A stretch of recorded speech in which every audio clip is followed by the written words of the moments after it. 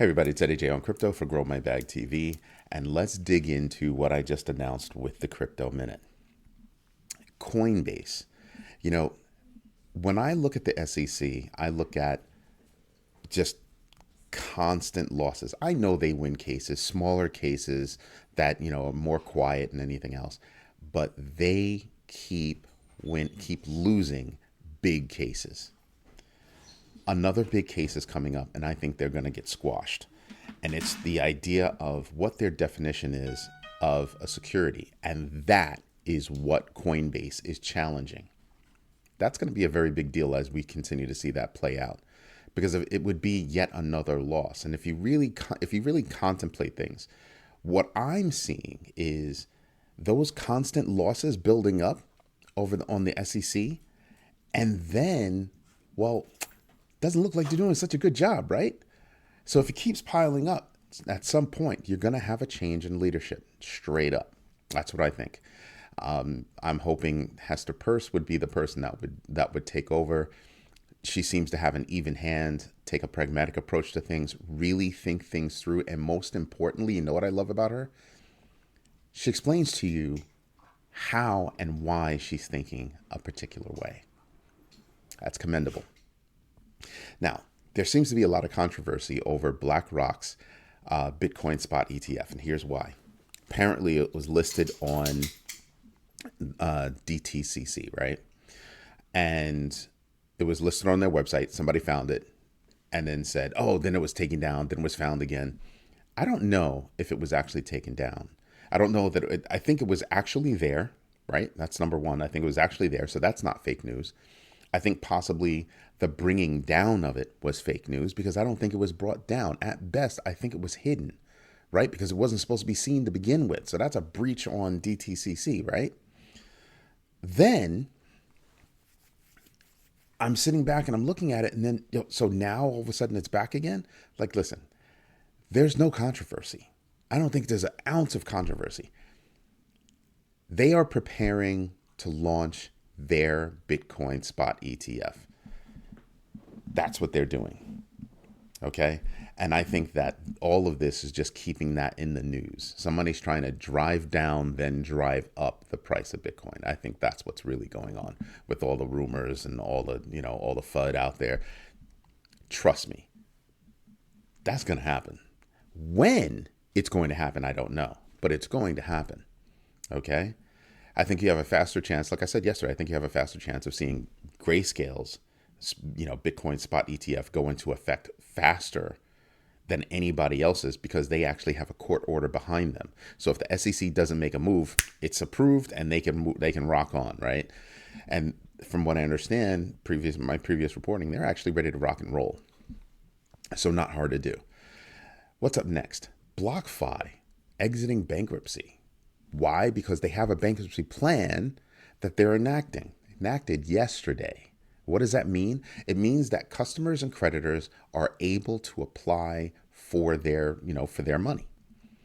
Now, I don't know that everybody's going to get 100% of their money. I don't think anybody's going to get 100%, but I think there's a good chance that they'll get a good portion of their money back. But I would tell everybody, if you're one of those people, first come, first serve is usually the case in that part. Now, looking at it, I'm sitting there and I'm going, so you're going to have a lot of people that are going to wind up getting their funds back. What are they going to do with those funds? Like, I don't hear anybody talking about that. I'm sitting back and I'm going, yeah, that's going to be some good stuff, because they're not going to leave the space. They're not going to leave crypto.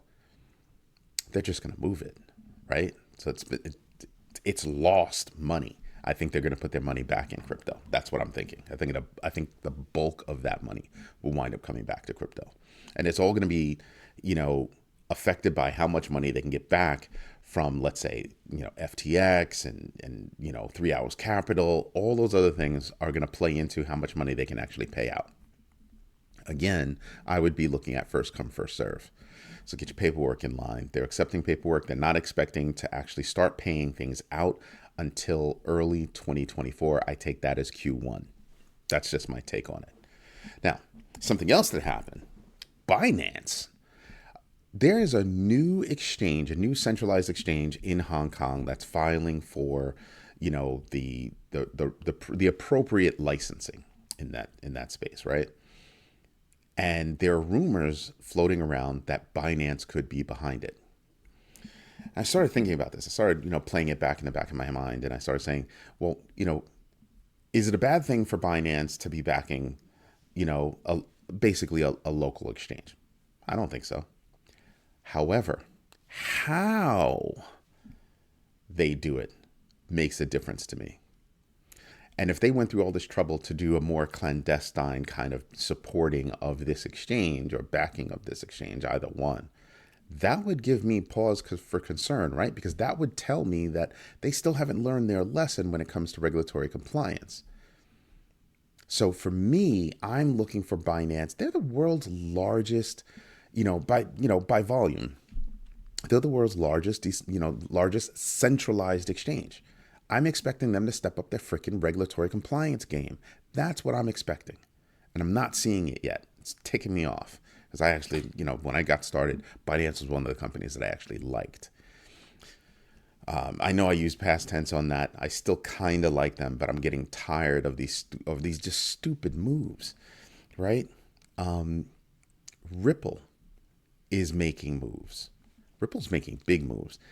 They just partnered with Uphold to increase their liquidity infrastructure. So Uphold has 30 different avenues to actually handle transactions. If you trade stocks, the more avenues you have to handle transactions, the more options you have and the speed at which you can handle those transactions. Ripple just partnered with Uphold. So it's a huge deal for Uphold and a big deal for Ripple at the same time. And this was via a press release from Ripple. That's huge. We should be paying attention to that. Ripple is making moves, making big moves. So if you put it all together, what I'm seeing is a very bright future. So we could play Ripple in a couple of different ways. And I think the upcoming IPO, because it hasn't been announced yet, but it's coming. I think that's going to be a major way to get in on Ripple. Chainlink is another surprising project. I told you that Chainlink, I've labeled Chainlink as a part of the connective tissue of the cryptoverse. And they're proving it again. So a while ago, they got in bed with Vodafone, and Vodafone was going to, they started talking to Vodafone, what they're going to do and all that other good stuff. A while ago, I keep saying a while ago for a reason, Vodafone said, okay, we'll be a part of your validator network, or you're part of your validator network. That's great. Or operating node on their new CCIP infrastructure. What they're doing is they're looking at cross-border transactions as a $32 trillion market space that they want to tap into. Look at who they're in bed with now. Already in bed with Swift. That's about 11,000 banks around the world are on the Swift network. And now they're going to be working with CCIP. Just saying, that's big. The next is now Vodafone. So they did this. This is actually a collaboration between Vodafone, Chainlink, InnoWave, and Sumitomo Corporation. Sumitomo Corporation is actually a big deal company in Japan. Big money. So I'm paying attention to moves like that. All right. But you know what we should do? That's right. We should get into the numbers. So let's go do that. Let me just refresh this data.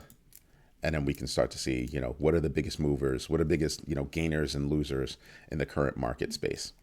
So right now, I'm looking at, let's see here, who am I paying attention to? I mentioned Mina yesterday. I have not done deep research on Mina at all, but Mina's down 15%.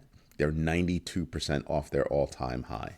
And that's something I saw yesterday, because yesterday they were a big mover, a big positive mover. So I'm wondering why there was a big drop.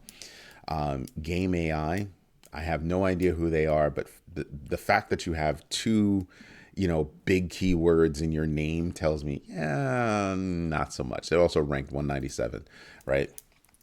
And they're down 12%. Let's see who else is on here that I pay attention to. Bone for Shiba Swap is down 6%. And, we only go up to about here on that 5% movers list.